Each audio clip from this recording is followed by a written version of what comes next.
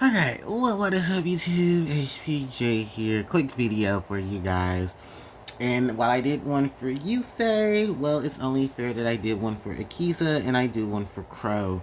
So this is a deep look into Blackrose Dragon, Akiza Izinski, and their selected deck in the Legendary 5Ds deck set that came out. So, Akiza, as we all know, she harbors probably one of the most combo oriented decks next to Yusei's, where it's a combination of plants, dragons, and monsters that have the title of Rose in their name. And I know a lot of people are probably saying, well, isn't the whole gimmick behind Blackrose Dragon is that it's a dragon built created out of roses? True. And even more so, as years went on, there now have established smaller variants of rose dragons as well that are taking in the rose dragon motif. And I think honestly, with Akiza's whole history and background, it's really cool. It is really, really cool how they have all incorporated the same thing. And the whole gimmick is that they're not pushing plant monsters away. They're actually incorporating plants into the variety of cards that they have. So I really am excited to talk more in depth about the Blackrose version, the Akiza Izinski and Blackrose Rose Dragon slash plant deck that she has, because that's establishes Rose Dragon and plant monsters in one. And then there's even a couple like spellcasters and warrior monsters as well that fits into the motif. It's a really, really cool one. So first off is the chibi versions of both Akiza Izinski on her dual runner, excuse me, and the chibi version of Blackrose Dragon that both come from Dual Arena that was released in 2014. Now, from there, we're going to go into the deck itself and what is given. So, for the Hollows, it is a copy of Miracle Fertilizer, a copy of Black Garden, a copy of Basil Rose Shot, a copy of Blooming of the Darkest Rose, and a copy of Permelius, the Empress of Blossom. So, these are all the cards that are featured in as the Hollows. Moving on from there, we're going to go into the wave of monsters that are given with 3 copies of Lone Fire Blossom, a copy of Witch of the Black Rose, a copy of Spore, a copy of Rose Lover, a copy of Blue Rose Dragon, 2 copies of Ghost Ogre and Snow Rabbit, then 3 copies of Red Rose Dragon, White Rose Dragon, a copy of Ghost Sister and Spooky Dogwood, a copy of Rose Princess, Rose Girl, 3 copies of Rock Rose Dragon, 3 copies of Rudy Rose Witch, and a copy of Mel Charming Meows. And that's literally all of the monsters. For the spells and traps, because there's a very small portion of those, I started to notice that actually with all the 3 of the decks, they have very small monster and spell pool. Or spell and trap pool, they have a ton of monsters. So we have Monster Reborn, Terraforming, a second copy of Miracle Fertilizer, but common, as well as a second copy of Black Garden, but common, Fragrant Storm, Thorn of Malice, Frozen Rose, White Rose Cluster, a second copy of Bow Rose Shot, and then 2 copies of Infinity Impermanence to round out the cards. Now, going into the extra deck monsters that they supplied, we have copies of Blackrose Dragon, a copy of Splendid Rose, a copy of Blackrose Moonlight Dragon, that is the anime version of her, the manga version. Then we have a copy of Garden Rose Maiden. We have 2 copies of Crossroads Dragon, 2 copies of Rudy Rose Dragon, and then a copy of Garden Rose Flora. More so if it's just an alternate variation of the Rose Maiden, which is really cool. So you see all these, antiques of rose and gardens and plants. And that's basically what Akiza was throughout it. She was a rose with thorns.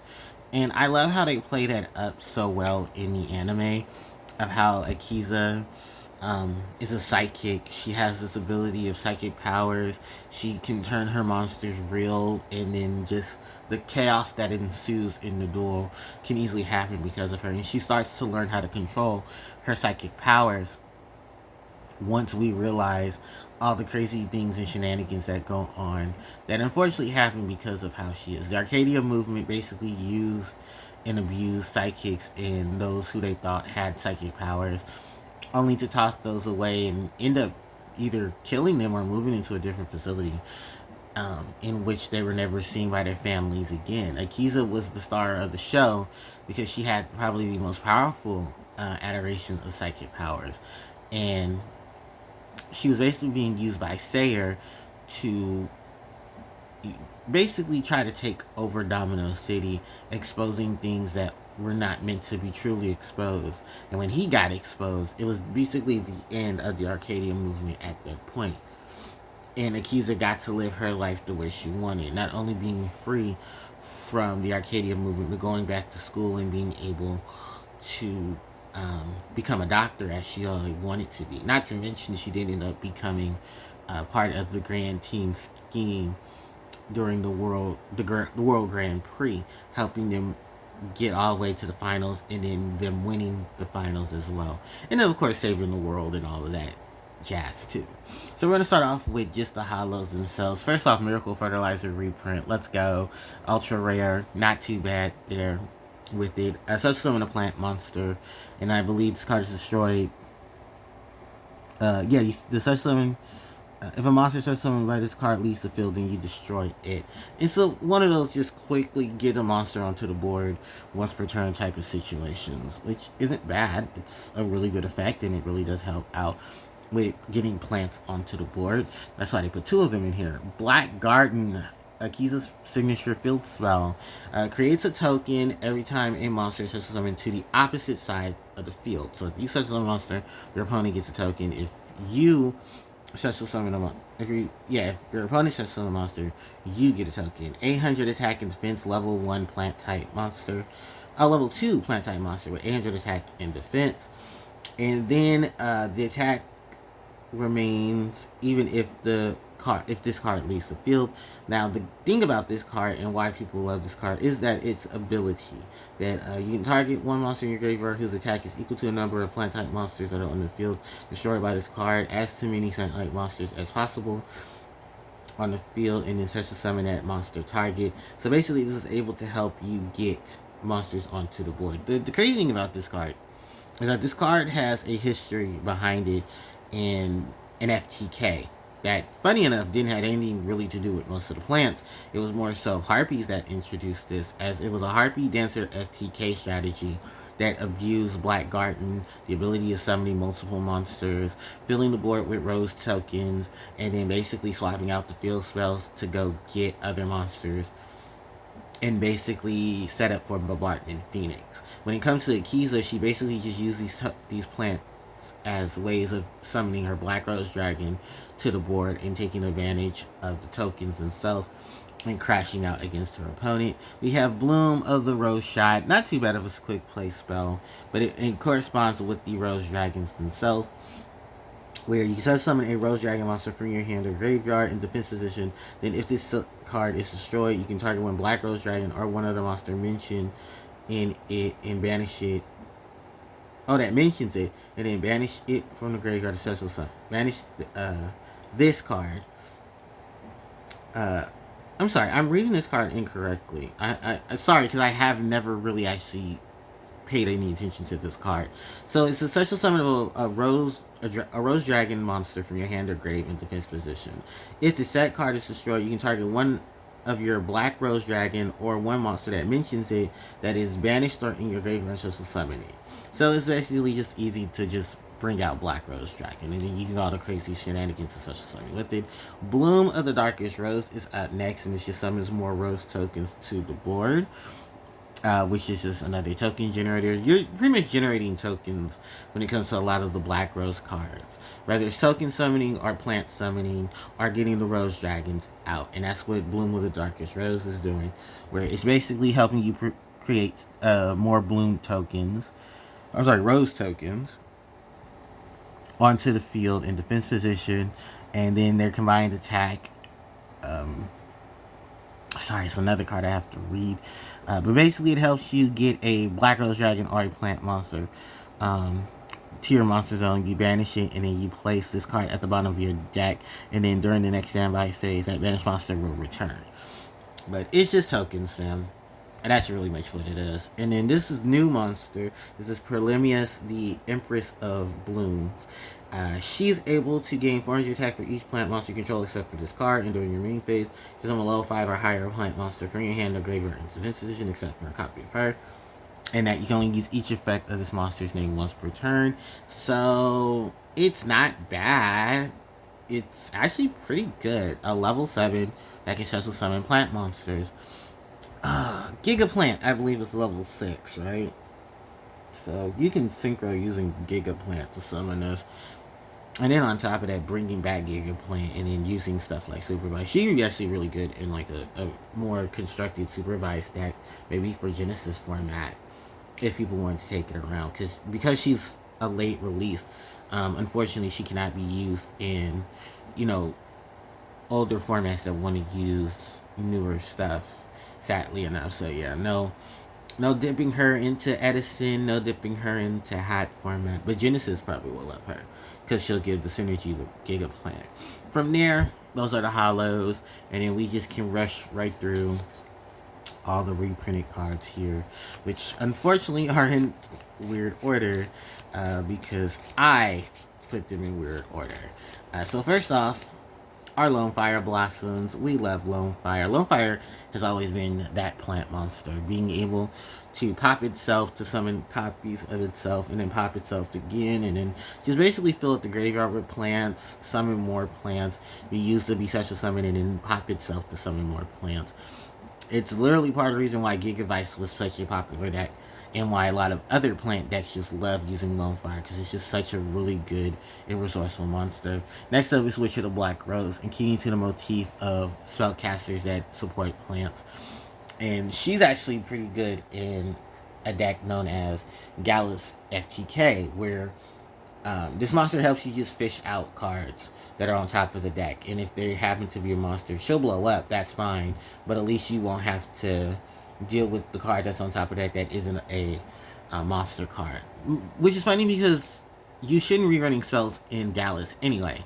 All the cards that should be in Gallus should be a monster, with effects that help you either on the field, in the graveyard, or in your hand.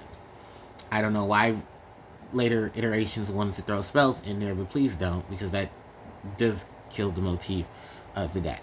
But she here is helping with the plant monsters and setting up for plant strategies. Speaking of plants, here's Spore. I don't think I need to say much about Spore, because Spore is just amazing and so cute. Look at that face. That is a cute and adorable face. Too bad the other really good plant tuners that should be here are not here, but we understand why they're not here, because they would be abusable as hell. Think about it. Nettles, Glow Up Bulb, Glow Bulb especially. Oh, Jesus. There's so many different plant tuners that I can think of. There's even like Twilight Rose Knight, who's a tuner that can help out with this. I definitely thought ahead about not putting too many Akiza cards in here, because it would have just been crazy with how much synergy things would have gotten. So, Spore, Rose Lover to special summon plants, Blue Rose Dragon to help you special summon Blackrose in your, or a plant monster in your grave and special summoning. We have the first two of the sets of hand traps, and that is the Ghost Ogre and Snow Rabbit. I need to just play on montage of winter and from autumn into winter, as plants and creatures tend to hibernate or run off when it gets colder. And also just the spookiness behind the Ghost Ogre and Snow Rabbit, because Yuki Usagi is its OCG name, which is the rabbit in the hair. I mean, the ogre in the hair, in translation. And there's a lot of deep history behind that. So, yeah, kind of fitting that they put her in here. We have another set of roses with Rose Dragons with Red Rose Dragon. We have White Rose Dragon, of course. Synergizing with dragons and synchros and all that crazy shenanigans that they do. Please don't ask me more about them, because I still have to build a deck around them anyway.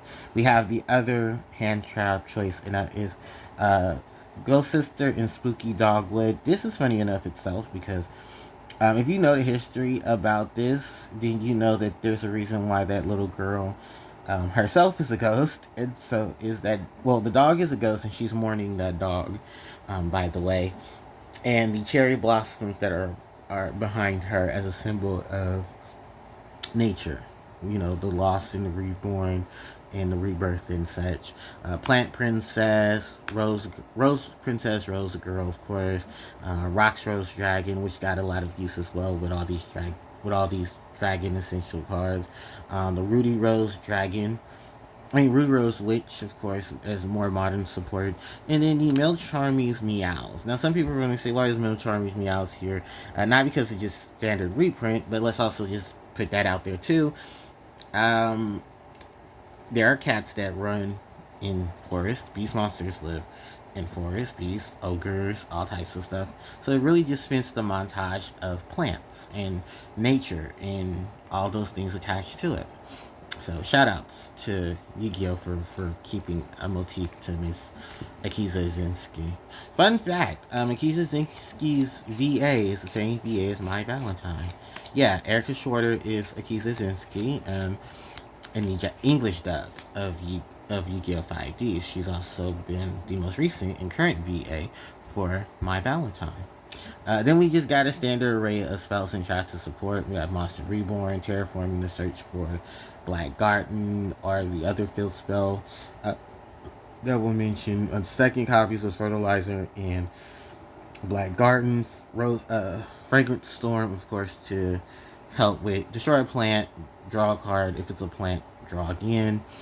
Thorn of Malice is a really good equipped spell that inflicts piercing battle damage, and then your Black Rose Dragon, or your plant monster gains more attack.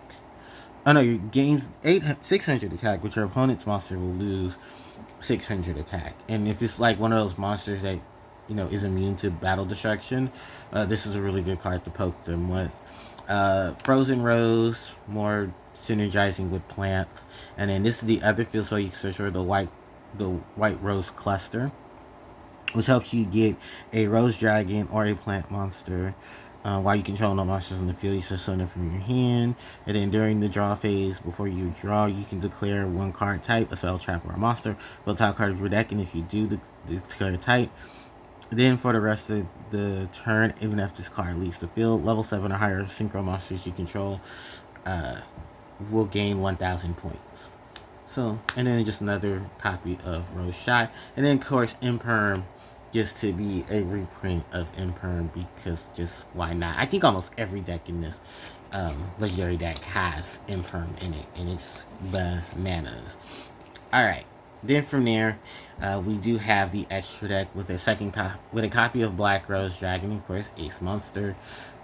Splendid Rose to attack your opponent directly, but has her attack when doing such.